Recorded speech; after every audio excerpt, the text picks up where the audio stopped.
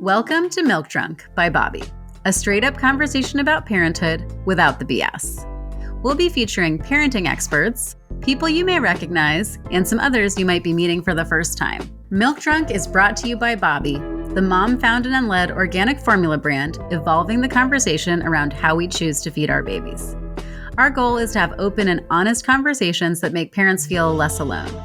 Think group chat energy, but I'm not going to text you photos of the 20 summer dresses I tried on at Target when I was supposed to be buying floaties. I'm your host, Angelica Temple, and today's episode, we're doing a deep dive on combo feeding. First, we're joined by pediatrician, advocate, and mother, Dr. Amna Hussein, who gives us the lowdown on flexible feeding and her patient-focused feeding philosophy. Spoiler alert, when mom thrives, so does baby. Then we're opening up our mailbox and reading letters from Bobbie fans with Bobbie's very own VP of Strategic Growth and Innovation, Sarah Holman. Sarah gives a raw retelling of her birth story and feeding journey and how that lit a fire for her to seismically shift the culture around combo feeding and revolutionize the formula aisle. Let's get into it. Welcome back to Milk Drunk. Today, we are very excited to welcome our guest, pediatrician, advocate, and mother, Dr. Amna Hussein. In addition to running her own practice, Dr. Amna is an American Academy of Pediatrics media spokesperson, a children's book author, a certified lactation consultant, and one of Bobbie's medical advisors who supports us in everything from product development to infant feeding education, which includes, of course, being an expert on combo feeding. Thank you for joining us. Thank you so much for having me. I'm happy to be here. We are so excited, and I'd love to spend most of this time demystifying combo feeding, or as I always called it, supplementing, from a medical perspective to help people sort of understand it. Kind of like a crash course or combo feeding 101. Yeah. Sound good? Sounds great. Amazing. So before we get to that, I would love to just hear a little more about your feeding journeys. I know you have two little ones that are around similar ages to mine. Yes. So would just love to hear what it was like for you, and then we can get into the how-to of it all. Yeah, I think this is really helpful to share for a lot of women because both of my feeding journeys for both girls were very different. And it's interesting. I was a pediatrician for both, but for my second, I was an IBCLC too. And in many ways, people always feel like as an IBCLC, you might be more of like a lactivist or be harder on yourself. And honestly, I think the knowledge base helped me to approach breastfeeding in a much calmer, more methodical way in some ways for me. And that's good because my first gave me a very difficult time. She didn't latch very well, and I became an exclusive pumper. And honestly, to make things worse, I was a resident. And so, oh my gosh. Yeah, it wasn't like a very fun thing for me to have to like pump at work and then think that I had to pump at home too. It wasn't a bonding experience. And, but in my head, as a pediatrician, I knew about all those benefits of breast milk. And I ended up making a decision. It's funny. My mom's a pediatrician, and back then I was born, in the late 80s. There wasn't really a thing as like pumping when you were back at work. And so I kind of, no, not at all. Yeah, I remember having this discussion with her. And I said, this is my decision. I'm thinking of potentially stopping pumping. This is a lot on me and it's just making me really unhappy. And I mean, is it like the worst thing in the world? And she actually put it in perspective. She was like, hey, I have 4 girls. The first one I was able to nurse for 15 months. I was home with her. And then number 2 and number 3, which I was number 3, she said, I really only got maybe 4 weeks to nurse you guys. And then I had to go back to work. And I thought to myself, well, I didn't turn out that bad. I'm a doctor, right? I'm married. I'm happy with 2 kids. I'm healthy. And so I just feel like there's just so many balanced perspectives when it comes to looking at it. And I made this decision and, I kind of like made up my mind and talked to my husband about it. And we made the decision to slowly wean. It was actually interesting because Ramadan was coming up and I used that to help me wean without getting too many clogged ducts. It actually ended up working out really well for me. I talk and educate a lot on my social media platforms for moms who are potentially looking at Ramadan and are considering nursing. So I learned a lot, and I became a happier mom when I was exclusively formula feeding. But with number two, I kind of went through this idea of like, okay, I know what the perfect latch is now. I may not have known all the ins and outs as a pediatrician. I knew how to assess a well-fed baby and developmental, assessment of a baby. But now I know how to assess a latch, and I know kind of what engorgement feels like. And I know how to properly get rid of that or treat it, or then properly latch the baby. And it went so much better. It went so much better. Even though my baby, number two, had awful reflux to the point that like moms come to me saying that their kids are spitting up. My baby literally would spit up 2 ounces of the feed. And I remember her pediatrician being like, wow, your milk supply must be great for her to be spitting up this much. And I just feel like I was in a much better headspace. If I had been like exclusively pumping, or if maybe this had been my first, I probably would have been obsessing over it a little bit more and worrying. Yeah. But it just was a smoother relationship. So I kind of was able to, combo feed as needed. And it was perfect. Yeah, no, I had different experiences with both. And it was the same thing. We're going into the first, I like knew everything they told me about breastfeeding. And it was like, okay, I'm going to do this. But I was formula fed. I was born in the 80s. Yeah. My mom went back to work 2 weeks after having me or something. So she didn't even start. Right. Yeah. And so with my second, similarly, because I always knew that was there and I wasn't nervous about it. Yeah. It took so much pressure off. And actually with the second, when I started formula feeding, I would do a formula bottle at night.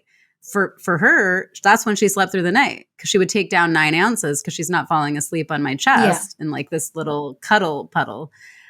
So it just goes to show that like if you can sort of liberate yourself from what you think is the perfect plan, it can actually go much better. Right. And, I don't want to say that it's because medicine didn't allow me or supply wasn't enough or anything even like that. It was essentially, there was nothing wrong really with either situation.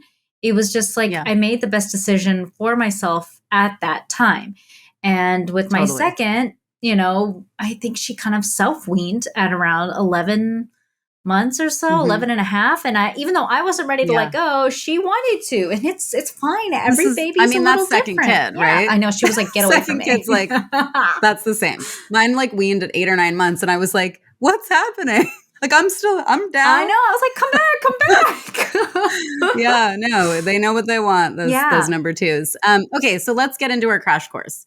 Can you explain to us what exactly combo feeding is? Yeah. So I like to kind of explain it to mothers that it's not exactly opposite of supplementing. I like to think of supplementing as kind of being like, this is something that allows you to get to X number of ounces in a day. Let's say while your milk is coming in, or if you feel like you don't have enough at that time. Supplementing is something that you are kind of thinking like, this makes up whatever balance I don't have. It's a supplement. Combo feeding is kind of more of a conscious decision to say, I'm just going to go in sort of with both. And that's kind of my just salt that I have when I talk to parents back and forth in the room. And some of them still refer to it as supplementing. So I don't really like play hardcore definitions. Sure. So it's more of a conscious decision to say that I can go forward using both breast milk and formula. And I'm not going to divide it up by percentages even right now, but just say that it sort of ebbs and flows for parents. What kind of scientific research supports combo feeding? Like what does the science tell us? Yeah, so there's a lot of science behind exclusive breastfeeding. Now, I always feel like it's helpful for parents to know that whereas exclusive breastfeeding shows, decreased risk of atopic diseases, autoimmune diseases, certain cancers, it doesn't mean that the flip side is true, that formula feeding increases your risk of cancer or increases your risk of, autoimmune diseases. It more has to do essentially with, how a bottle is given. So sitting upright versus paced feeding, et cetera, which can maybe determine things like ear infections, obesity, like that. We have to give babies that self-regulation moment, right? Not forcing. That's the beauty of breastfeeding. The babies can self-regulate versus sometimes when you have a bottle, They're thinking, you got to get through these 4 ounces. You have to. Well, no, I mean, let's take a step back and watch your baby's feeding cues, right? I think that's super important no matter what feeding technique you use. But when it comes to combo feeding, I can't say there's been one study out there that says, children necessarily do better or they thrive. But what I do know is anecdotally, parents can do better and really thrive. And I think that makes all the difference when it comes to having a new human and a new baby in your life and taking care of them. Yeah. I'll never forget that I actually started producing more breast milk when we introduced formula because I was not stressed. Yes. So, when parents are figuring this out, pair of parents are in it. How do you know when it's time to start combo feeding? Like, what is the sign? If someone's coming in, they're struggling, what does that look like? Well, I don't really have a hardcore, like, this is time to start it. As a physician, and especially in the field of pediatrics, that parent is kind of an unspoken patient in our room. And sometimes it allows people to just be vulnerable. And I always kind of start out with, well, what are your goals right now? Because it allows them to say, like, my baby took this much, this much, this much. And this is what I'm worried about. This is my history. And what are your goals? Okay, well, let me just sit here and lay my cards on the table. What are my goals? And they may have never asked themselves that. So sometimes it's just really helpful. And this is something that's sort of, lack of better word, saying beat into us in medical school, is that if you just keep your ears open, you'll really learn a lot about the patient. And in this case, the patient being that unspoken patient, the parent in your room with you, what are those concerns? And maybe it is something about we're going back to work. Okay, well, I'm not really sure. I really don't like pumping. I don't like to, okay, well, maybe we could try playing around with it and pumping. I would say about a month before you go back to work, maybe even 3 weeks, start with 1 pump a day, see how it makes you feel, and just start trying to work that into your routine. Start working a bottle into your routine. Who gives the bottle? It should be, sometimes you have this flips pendulum where it's like they only take the bottle from the mom or they never take the bottle from mom. So start trying to break down those little habits here and there where you can, and then that way it's not like so many new things at once. I can't say there's just one time where I'm going to say, this is where combo feeding is going to be perfect. Because with every family, it's a bit different. I have had in many situations, just like you said, some parents are like, in the middle of the night, it's easier for me if my significant other gives the bottle of formula and I sleep. And that's totally fine. I mean, that's a decision they come to on their own. Oftentimes, I find that it's the middle of the night feed, especially when parents go back to work, that's the one that they might end up switching to for formula. So, okay. So now let's say, I'm your patient, whatever, or your unspoken patient. Yeah. Like, are there schedules that you help people with? Like, what does the list look like if someone's like, okay, I want to start combo feeding. What advice can you give me? And I know it's different depending on the kid and where they're at. No, I can totally get on board with the schedule. Hey, I am a Virgo. I am a type A driven. You don't get through medical school without being a little type A. So when this baby was born, I was like, schedule. Yes, love a schedule. And I get it. What I tell parents is, honestly, the first 6 weeks are hazy. There's kind of no schedule. But I do encourage and applaud efforts to start trying to create one around, somewhere between 4 weeks you can start setting circadian rhythms. It's really good because these things do take time to set into place, like setting circadian rhythms, like trying to establish good sleep routines, etc. And, look at feeding cues. So I honestly am not against a schedule by any means. And I think that once you emerge from that 6 week haze is what I kind of call it. First of all, your milk feels better. Perhaps you feel a little bit better. Maybe you don't. I mean, honestly, I feel like 6 weeks, I was just like, wait, I don't see my OB again for 6 weeks. And I don't even know how to sit down. Like, what is going on? Yes. So maybe you don't feel better. I don't know. Maybe you were like me and you were just kind of like shell shocked a little. But I was like, they did not tell me about this in med school. So maybe you don't feel better. But I do recommend starting to look at a schedule. And I first start out with somewhere at every 2 or 3 hours. And it's a good time to kind of gauge that because you're trying to make sure that your child gets a good feed in. And so by this point, you're kind of understanding how your breasts are feeling, how nursing feels. So I think that's really important because in the beginning, engorgement is like hitting you hard and at the forefront, and you think, oh, my breasts feel full and now they feel empty. And they feel full and now they feel empty. Mm-hmm. But that's actually not the way it's supposed to be. It's just that your breasts are kind of, and the nerve endings are accommodating all that new milk. But that milk doesn't like decrease or go down. It's just that your breasts accommodate it.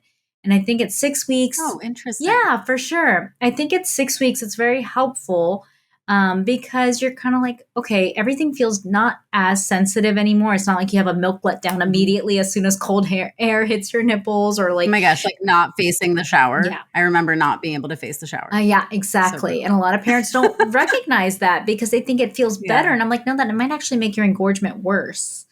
So there's a lot that I feel like you do feel a little bit more confident in your, and yourself as a parent in your movements, able to get up, able to move around, able to do things while the baby is asleep, know a little bit more about what your patterns are. It's not as shell shocky. So I do recommend that every 2 to 3 hours. Now, if you're looking for a schedule, and I always say this with like kind of a caveat, even to some of my patients, I'm not against moms on call as a schedule to like just look at. Sometimes parents just need like a schedule. There's some really great, schedules out there, even for sleep training or getting your baby on a nap schedule. And it's not even that you kind of like need to follow this one. Sometimes parents just need to see one. And then maybe they'll be like, oh, well, 10 o'clock doesn't work for me because XYZ. So then you kind of like craft it the way you want to. Oh, yeah. The one thing I kind of tell parents is like, hey, like somewhere between 6 to 7, is kind of normal wake up time for babies. So we try to like start establishing normal circadian rhythms from the get go. You're not going to have a baby who sleeps till 10. That's just, that is the reality. So I'm not against people, Googling a schedule and even running it by me. I have that happen a lot actually. And especially when it comes to starting solids, like, well, what's the best way to start this? I think sometimes it's nice. It kind of gives you a little bit of control. And that being said, just know that there are days where the schedule goes out the window. It is what it is. And these kids do this to us to drive us crazy. That's pretty sure that's why they do it. Yeah, no, I'm a big scheduler and I always feel like I like having a plan because then I can just veer away from it. Yes. Instead of, I find it liberating. It is liberating. So back to combo feeding. Yeah. Are there any combo feeding no-nos that parents should be aware of?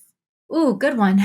So I can't say this probably enough, but I'm not a big fan of homemade formulas. So if you're like, I'm going to combo feed, but I really don't trust the formulas out there because their ingredients are so many, etc., I'm going to make my own. And I'm saying this because I know it's a thing. I'm going to rattle off the ingredients like bananas, oat milk, molasses, all these different things. Wow. And you think you're doing a great job. And I totally understand that this is coming from the best place, but I would really highly recommend you not do this because first of all, it's not vetted. It's not safe. We don't know how many calories per ounce. The electrolytes could be deranged. One other thing I think on this note, since we're talking about, electrolytes and calories is ideally, I try to encourage parents not to mix the two if you can in the same bottle until you're absolutely certain that the baby will take that volume. Okay. Yeah. Makes sense. Yeah. What changes can you expect in terms of like your baby's health, digestion, sleep when you introduce formula? Valid question, valid point. And I think that can vary baby to baby. Some babies, nothing at all. I want to say that it really depends on the volume too. First, the volume of the formula, but also the volume in the bottle. So usually babies tolerate it pretty well. I do recommend kind of easing it in. I also feel that we as parents sometimes read a little too much into our babies, every poops and farts and everything. So as a pediatrician, I got to say the biggest thing is that as long as your baby is stooling, they can go a number of days in between stools. It can happen with formula. It can happen with breast milk. As long as your baby is comfortable when stooling. Now, if they are in distress and straining, that's something you have to let your pediatrician know. If there's any odd stool colors, and here I'm going to say which stool colors they are: white, yes, please, black, or red. So in the first couple of days of life, black stool is normal. It's that tarry, nasty black. Wait, what is it called again? Meconium. It has like an alien name. Meconium. Yeah, meconium. Yes, yes. It is. And it looks like an alien too. It literally Yes. looks like an alien. But I barely even saw it. That was my partner's department. so anything in the coming days, if it's, we're past the meconium stage, your baby's 1 month old, you're like, I'm going to give them formula. Yeah. Okay, black, red, white. Let your pediatrician know. Okay. That's not a big deal. And then I would say kind of just, like I said, if they're straining to stool, having difficulty stooling, that's going to be something that we're going to want to know too. Okay. Makes sense. I mean, we needed to get into the diaper department because Of course we do. We have to. We always have to go there. As you well know, Bobbie emphatically supports all feeding journeys and understands how even the best laid plans can go to shit. How do you think we can promote and normalize combo feeding as a society and culture? Honestly, I think talking about it more. And that's tough because, I mean, I think recently, I'll say it even for myself as a pediatrician, I have, pediatricians who follow me on social media. I have parents who follow me on social media. And being a formula advisor does not mean that I'm anti-breast milk or anti-breastfeeding. Right. I think that's very important for families to understand that. And then educating about, for example, the AAP put out, guidance with regards to breastfeeding and breastfeeding duration.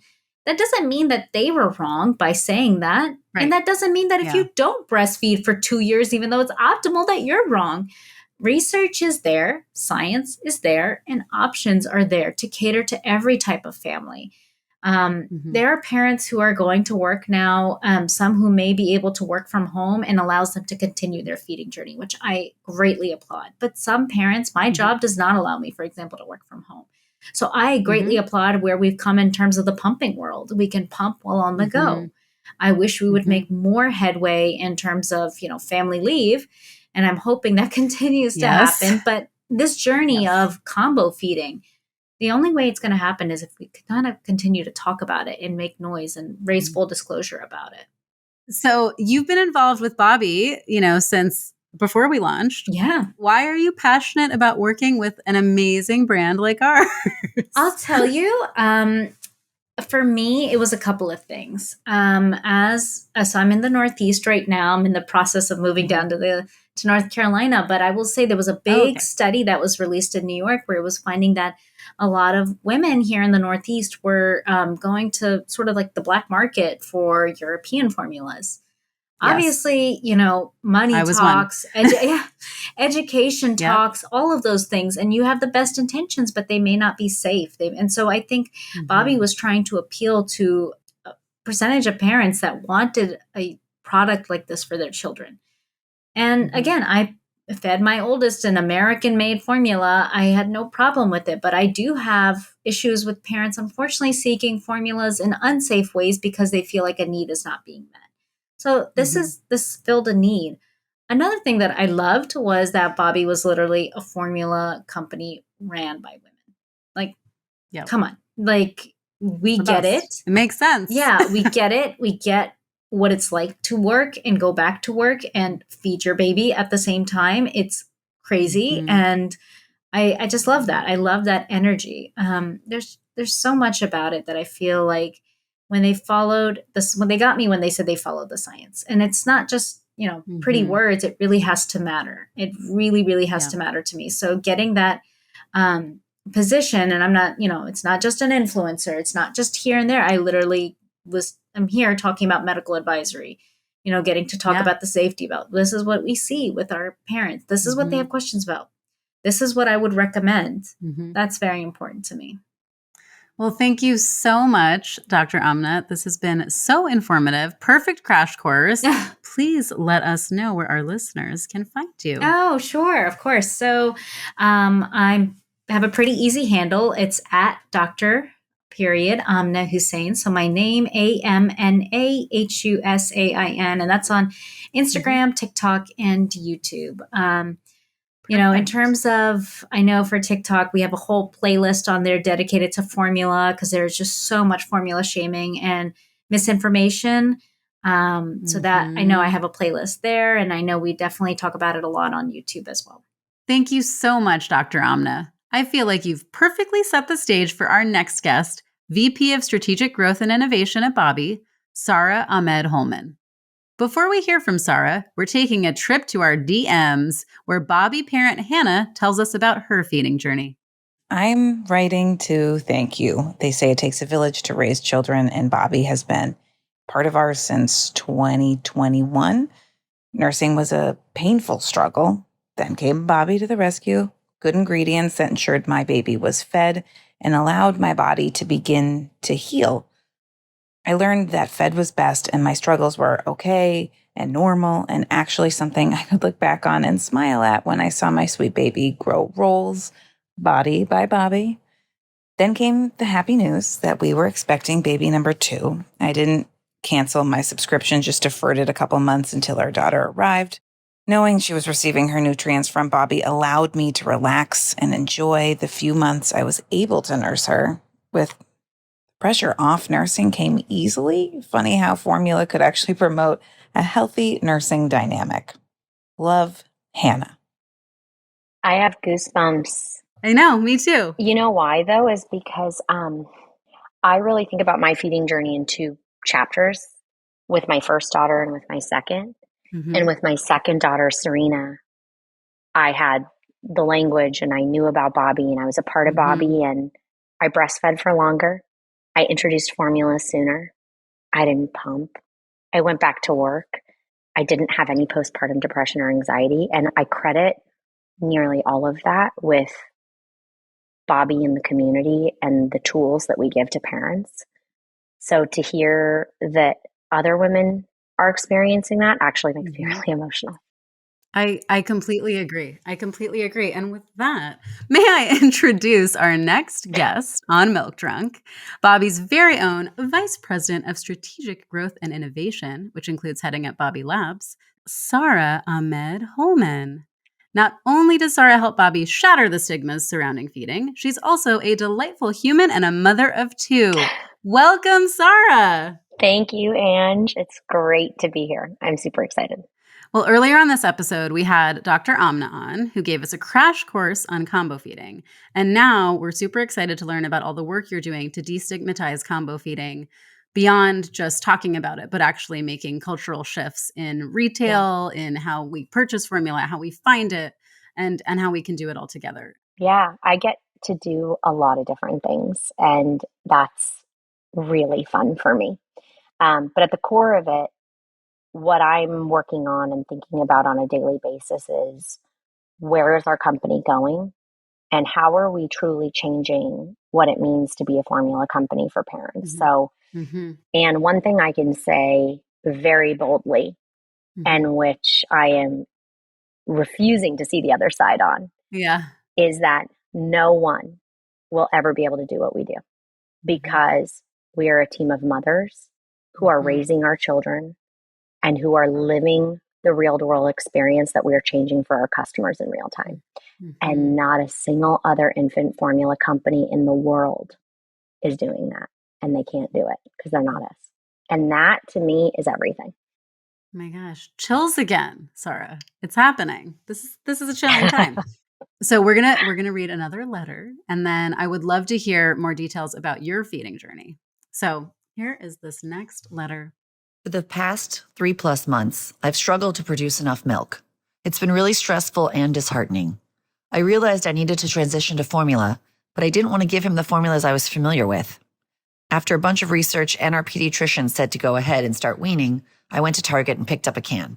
We started that day and I was so joyfully surprised at how much Otto liked Bobbie and how fast he fell asleep. I'm so thankful that there's a formula on the market that's easily accessible, that I actually feel good about feeding my son. I thought I would have a feeling of hesitant acceptance, but I'm actually so relieved and so happy to feed him this quality formula. Thank you from the bottom of my heart, Marlo. My heart's racing. Right? Yeah, we won Vendor of the Year at Target. And when Target's leadership team called me to tell me that we won, and this is crazy, right? We've been on shelves less than a year. Yeah. We have one product. They said, the reason you won is because you've brought emotion to an aisle that was formerly ignored. Mm-hmm. And I actually can remember, like right now, I can remember what it felt like to walk into Target with Salma, my oldest daughter, in her little ergo carrier strapped Oh, to my yes. chest. Yep. And, Target usually keeps the organic formula on the top right. And I'm really short. And I was trying to jump to reach it. Mm-hmm. And I remember just feeling so defeated. And fast forward to when I was negotiating the deal with Target for Bobbie, everyone was making fun of me because I was like, and you know what? Bobbie's going to sit in the middle of the formula aisle. Yes. And it's going to be at mom height. And they were like, what is mom height? And I was like, I don't know, somewhere between 5'2" and 5'6".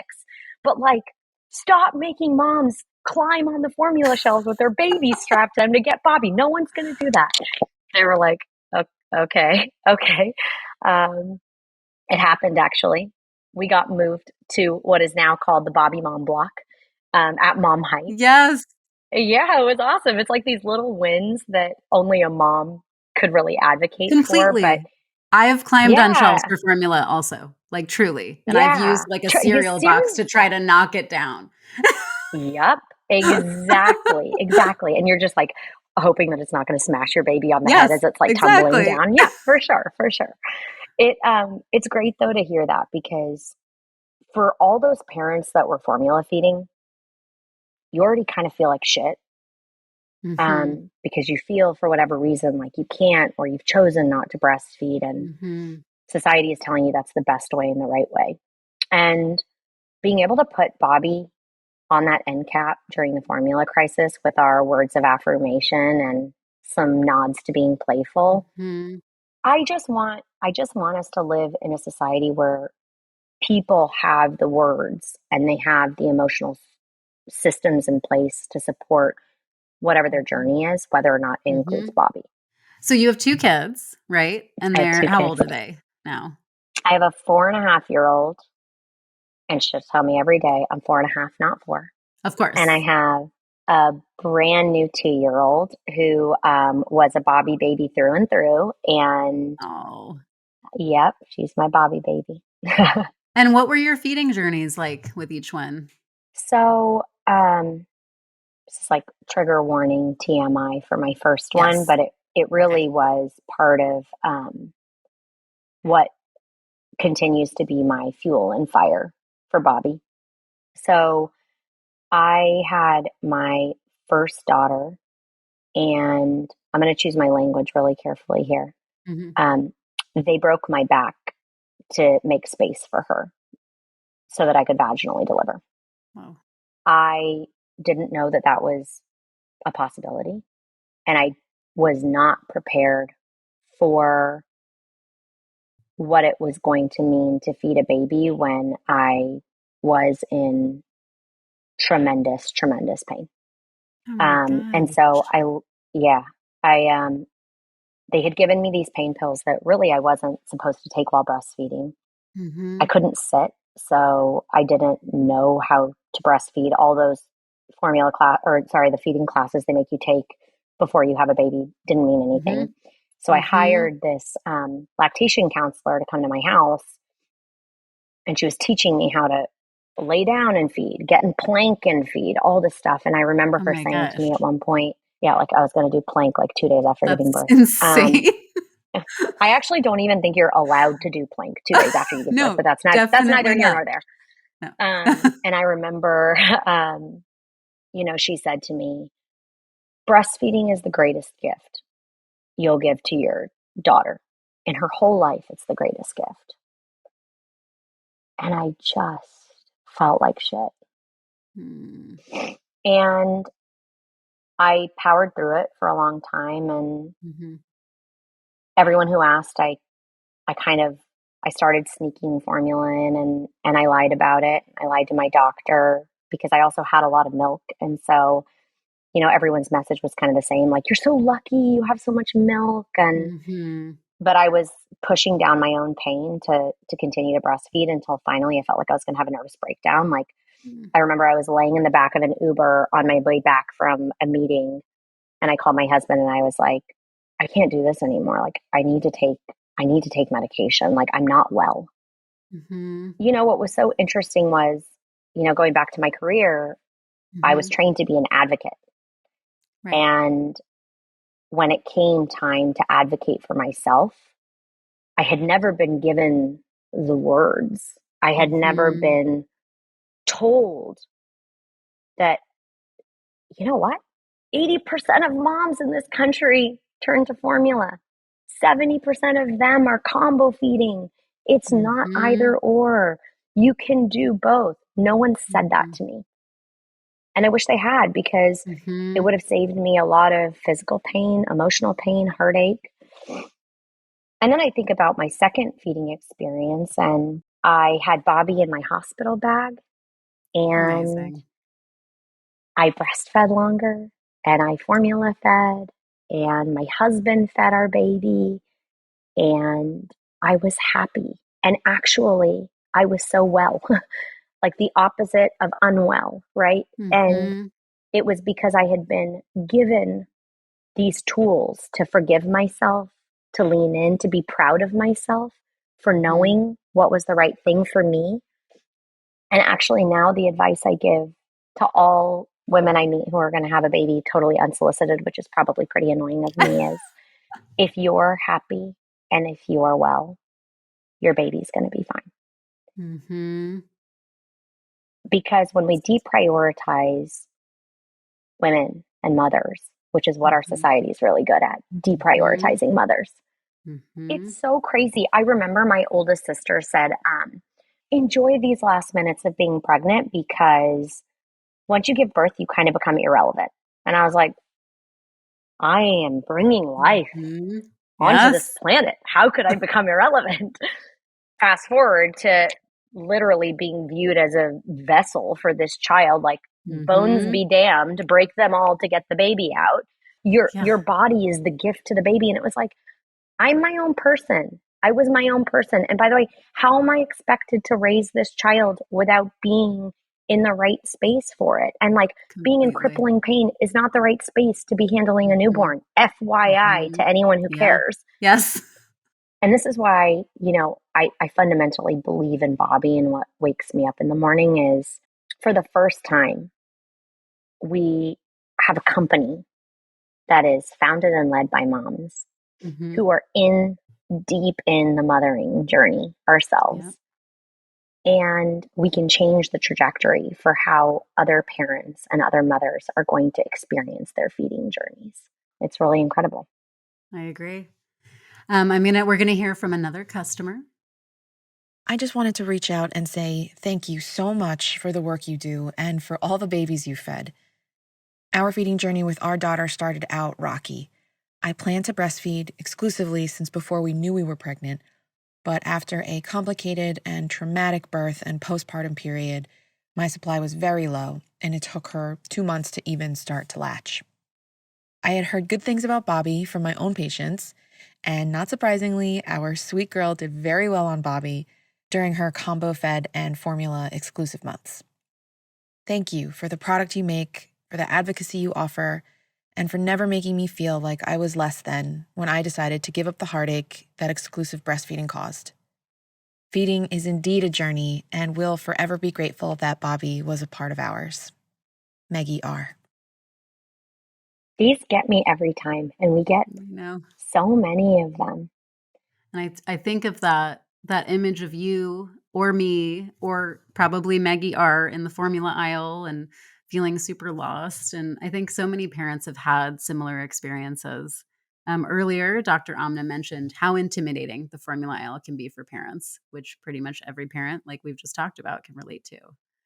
How do formula and feeding products currently come to life on store shelves? And what kind of message does that send? Yeah, talk about reinforcing the either or.